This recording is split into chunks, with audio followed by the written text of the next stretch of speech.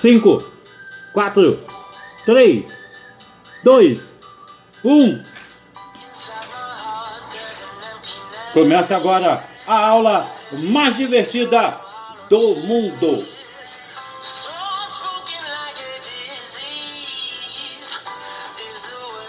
E quem pediu a música de hoje foi Breno Mareta. Que saudade de você, Breno. Um dos melhores alunos que eu já tive durante a minha jornada enquanto educador. Saudade de você. Obrigado pela sua participação mais uma vez. Então, tá aí, Breno, a música que você pediu.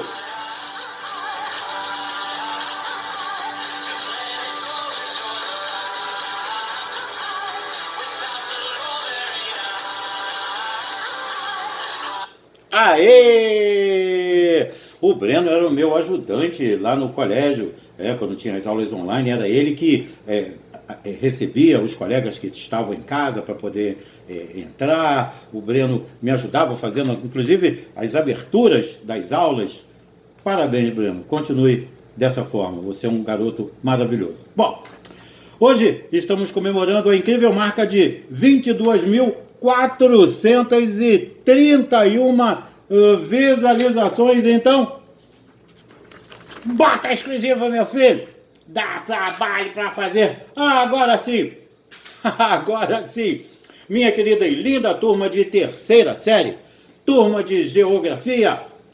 No capítulo passado, nós falamos sobre a China, né? Falamos, e agora nesse momento aí a gente continua falando sobre a China, só que vamos falar agora, continuar sobre a economia da China e paramos no modelo chinês, o que vamos dar continuidade a partir de agora. E você pode fazer como o Breno Mareta, entrou no canal, se inscreveu, pediu a sua música, curtiu tudo e participou mais uma vez.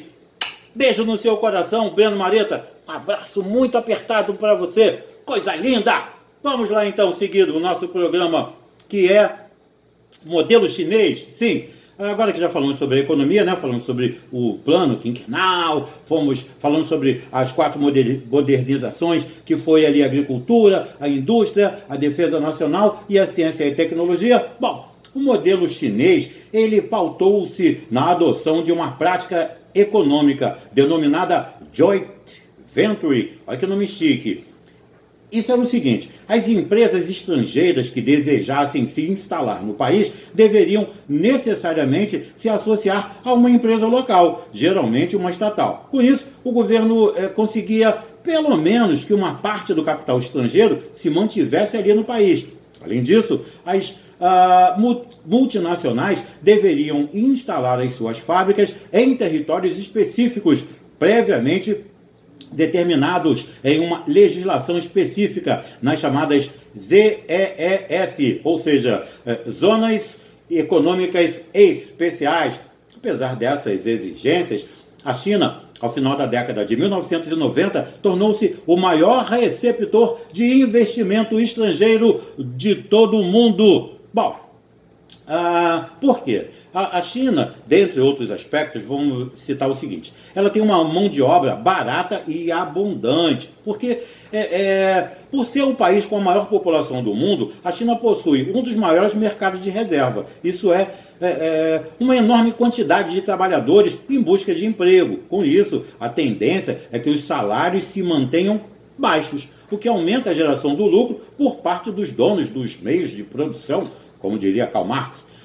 Para se ter uma ideia, um trabalhador da China recebe 4 vezes menos que um trabalhador no Brasil, 6 vezes menos que um no México e 20 vezes menos que um dos Estados Unidos. Bom, os impostos na China também representam, em média, 17% da arrecadação das empresas. No Brasil, por exemplo, esse valor fica na casa de 36%.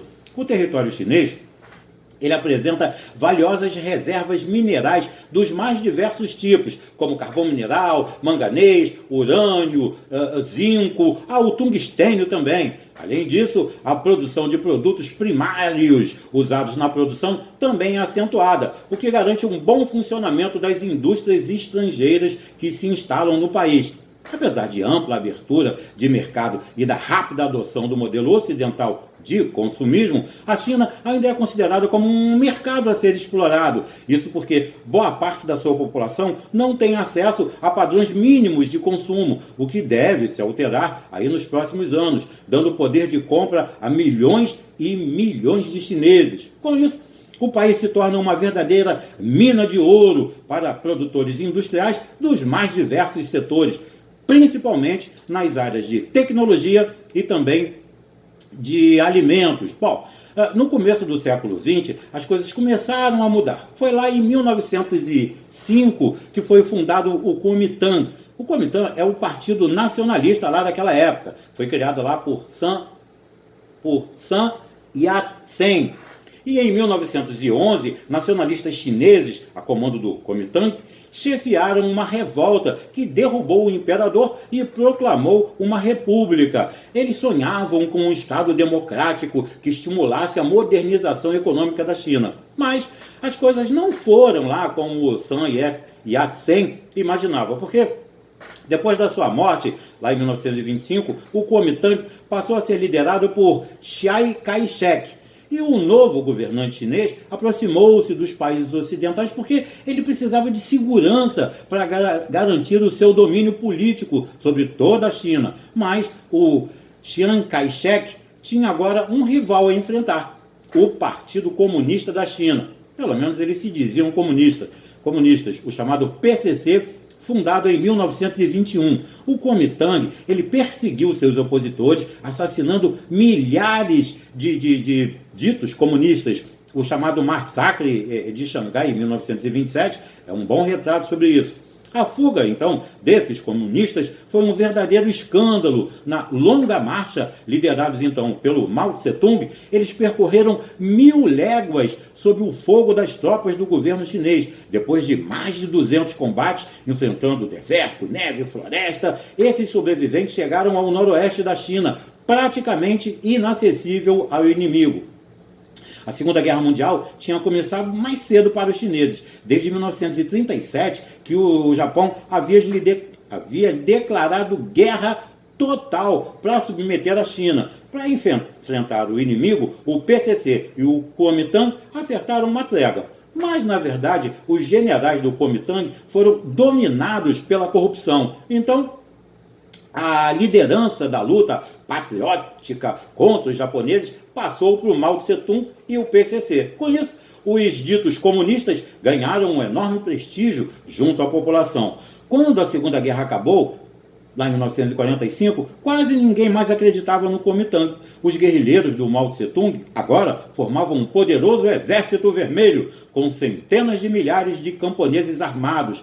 E a Revolução de 1949 acabou abrindo o caminho para o desfile triunfal desses que se dizem comunistas em Pequim. E Chiang Kai-shek, ele fugiu para a ilha de Formosa, que continuou capitalista e é chamada também de China nacionalista. Bom, aí veio a Revolução Chinesa. Na primeira etapa da Revolução, chamada de Nova Democracia, as grandes e médias propriedades rurais foram confiscadas pelo Estado e entregues aos camponeses. A reforma agrária, ela foi muito importante para diminuir a pobreza do país, onde milhões de pessoas que antes viviam entulhadas nas favelas da periferia de Xangai e Pequim ganharam terra para trabalhar. Também foi organizado um gigantesco movimento de educação popular que alfabetizou dezenas de milhões de adultos. O Paulo Freire deveria ficar feliz, hein?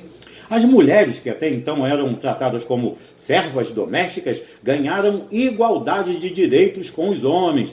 Sem dúvida, era uma nova China que estava nascendo. E em 1953, todas as empresas, bancos, indústrias, tudo isso passou para o controle do Estado. A China, então, se tornou um país dito socialista, que seguia aí mais ou menos aquele modelo soviético com apoio total à indústria pesada e à economia, dirigida por planos de 50 anos. A União das Repúblicas Socialistas Soviéticas, então, ajudava bastante, enviava dinheiro, tecnologia, mão de obra mesmo, engenheiros, médicos, professores e operários especializados.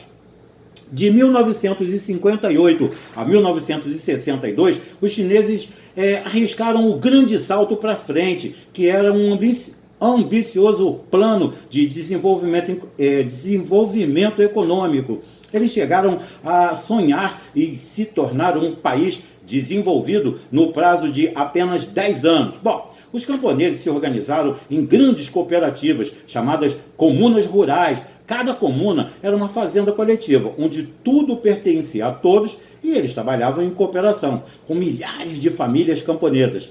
Essas comunas tinham seus próprios recursos para investir, incluindo a instalação de pequenas indústrias, escolas e hospitais. Porém, o sonho mostrou-se incompatível com a realidade que é dura. Não havia recursos suficientes para que as comunas rurais pudessem ter todos os serviços que eles projetavam.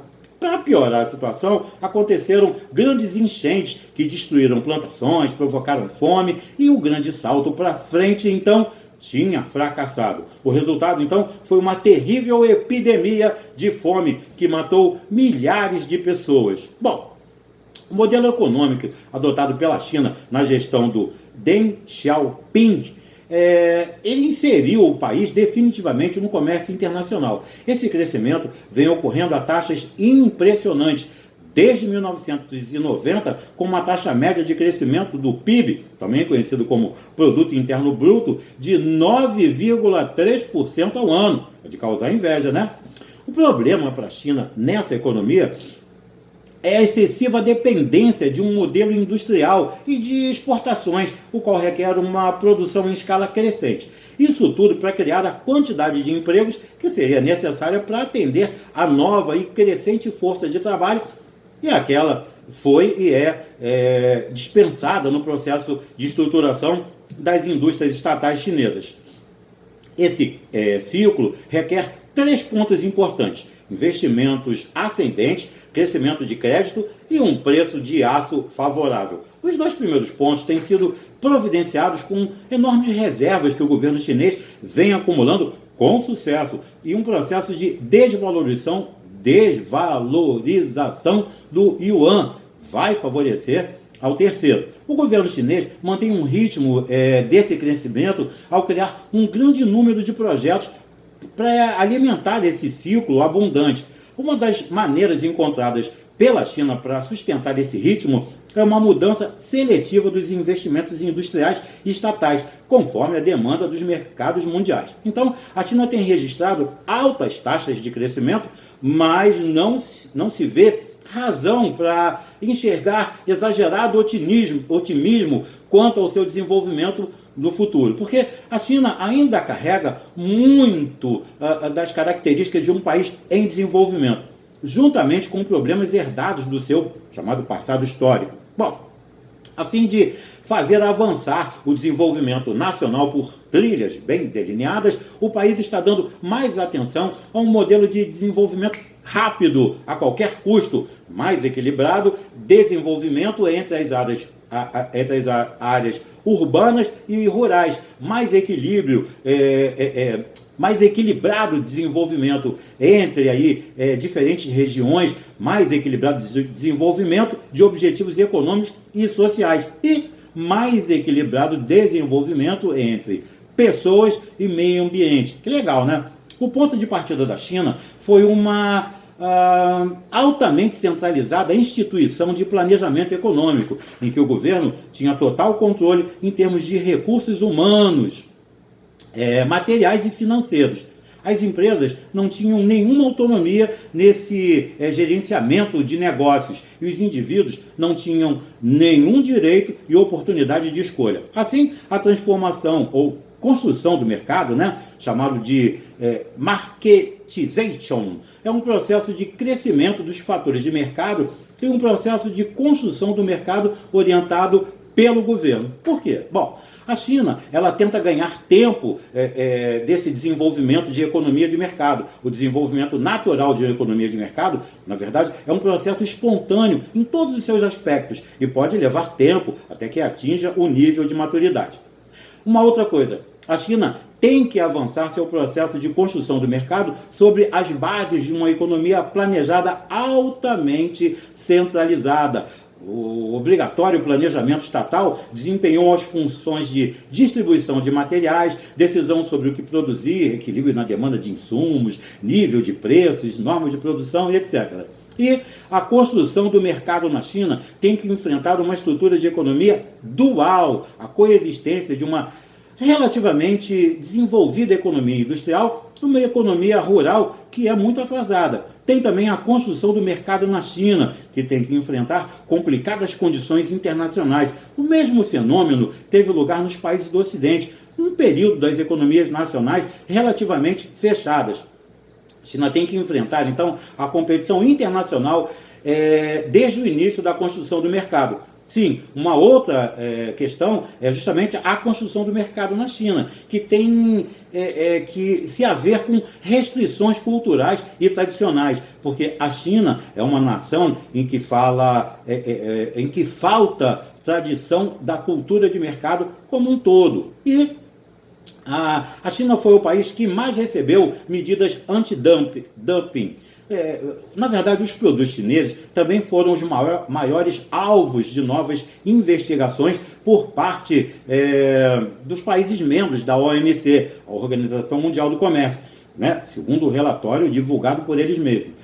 Como, por exemplo, em 2005, os países da organização aplicaram 40 medidas contra os chineses. No ano anterior, esse número tinha sido de 43.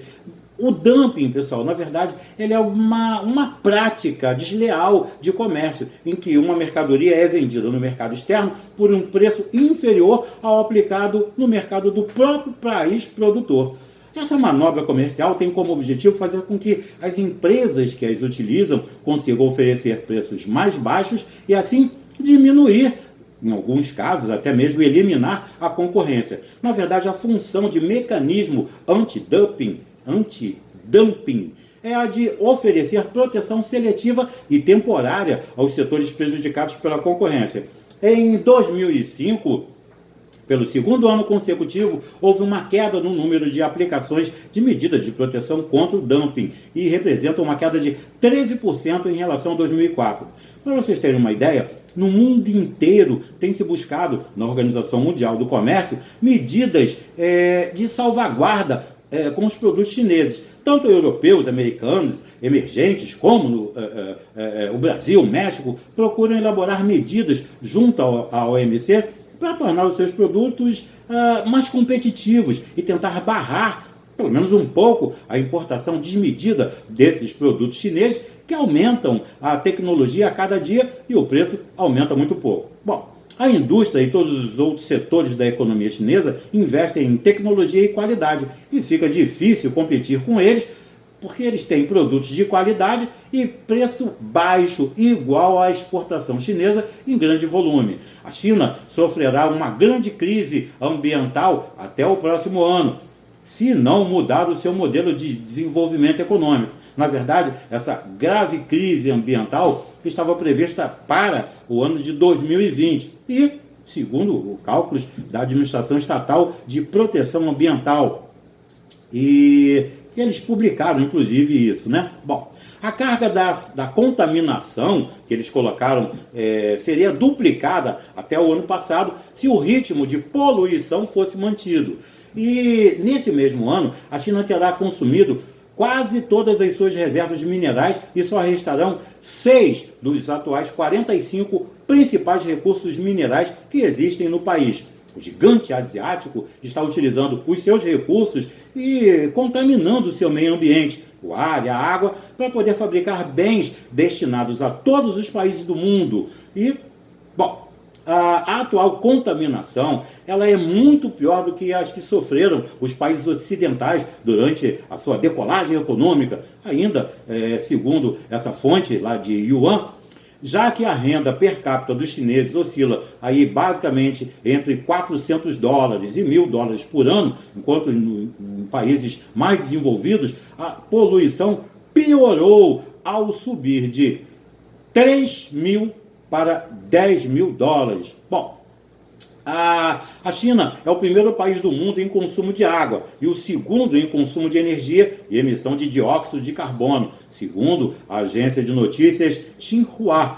E ela passou, inclusive, os Estados Unidos como principal consumidor combinado de grãos, carne, petróleo e aço. Se mantiver a sua tendência atual de crescimento, no ano de 2031 não haverá recursos na Terra que satisfaçam essa demanda. O consumo energético total da China é 7 vezes maior do que o do Japão, 6 vezes maior do que o dos Estados Unidos e 2,8 vezes maior do que o da Índia. E a população, a população da Índia em breve vai alcançar a população da China. O atual modelo de desenvolvimento chinês aposta primeiro na edificação e industrialização, depois na limpeza. Por isso, os principais rios e 25 dos 27 maiores lagos da China já estão contaminados. A chuva ácida, a desertificação, palavra complicada, e a erosão fizeram com que a terra habitável se reduzisse de 6 milhões de quilômetros quadrados,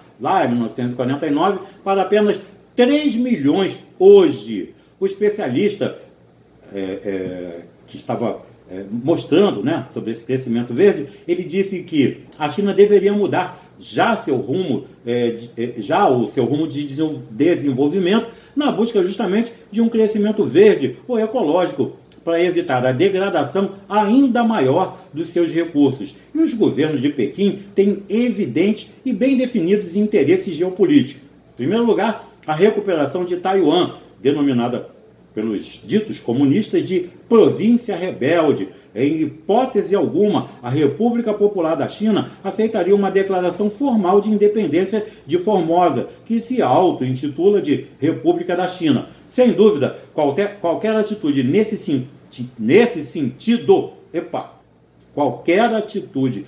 sentido por parte do governo de Taipei provocaria uma violenta ação militar chinesa. E após a reintegração de Hong Kong e Macau, Pequim vem propondo para Taiwan a mesma fórmula adotada naqueles dois territórios, ou seja, uma nação e 2 sistemas. Com a intenção de provocar agressivamente Taiwan, a China ocupou o arquipélago de Dongsha, conhecido como Pratas, situado ali nas proximidades de Formosa, além de ambicionar a ilha de Penghu, chamada Ilha dos Pescadores, também desejada aí pelo governo de Taipei. Bom, a República Popular da China mantém um frio relacionamento com o governo indiano, em razão de disputas por conta de fronteiras. Pequim reclama do território de Nefa, que compreende 84 mil quilômetros quadrados do Nordeste indiano. Por seu turno, Nova Delhi aspira a retomar a região de Aksai Chin, que é localizada ali na Caxemira e ocupada pela China. Isso é o fato dessa última, então, apoiar o Paquistão em seu conflito com a Índia pela posse da região da Caxemira. Sem dúvida, o mais grave problema geopolítico da República Popular da China é a questão do Tibete. Em 1911, por exemplo, logo após a Revolução Nacionalista, que proclamou a República da China, Pequim declarou que o Tibete era parte integrante do território chinês.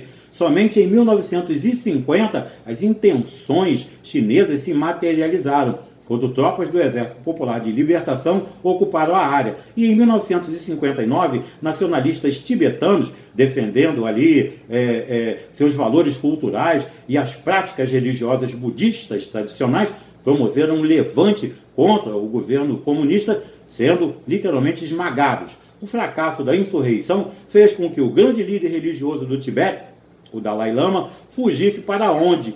Para a Índia, onde vive até hoje. Um outro problema para o governo chinês é o florescimento de movimentos separatistas na região de Xinjiang. Olha que nome complicado. Aí, mais ou menos, 38% da população pertence à chamada etnia Han, que é amplamente majoritária na República Popular da China. Na região predominante, os uigures, muçulmanos de origem turca, Em 1991, para você ter uma ideia, quando teve lá aquele colapso da União Soviética, né, duas ex-repúblicas socialistas de religião islâmica, que são localizadas ali na fronteira de Xinjiang, ganharam independência, que foi o Cazaquistão e o Quirguistão. Os uigures, nome complicado, os uigures se entusiasmaram porque eles confiavam no apoio de seus irmãos étnicos. Para o dissabor deles, os dois países não quiseram entrar em conflito com a poderosa República Popular da China e literalmente se abstiveram de qualquer atitude em prol dos separatistas de Xinjiang. Além de não contarem com o auxílio externo, os nacionalistas uigures, que sonharam aí em criar a República Oriental do Turquestão, eles perderam o apoio da maioria da sua própria população devido ao grande surto de prosperidade vivido pela região, o que vem anestesiando os anseios emancipacionistas. Nos últimos anos, a partir das reformas iniciadas pelo líder pragmático Deng Xiaoping, a China vem se abrindo aos capitais internacionais, buscando modernizar e acelerar a industrialização. Como consequência, o país passou do 23º PIB, né, o Produto Interno Bruto Mundial, de 79, para o 9º mundial, em meados da década de 90. O seu comércio, que hoje ocupa uma posição privilegiada no planeta, algumas posições o colocam como 10º, vem permitindo o acúmulo de reservas cambiais da ordem de 100 bilhões de dólares. Com a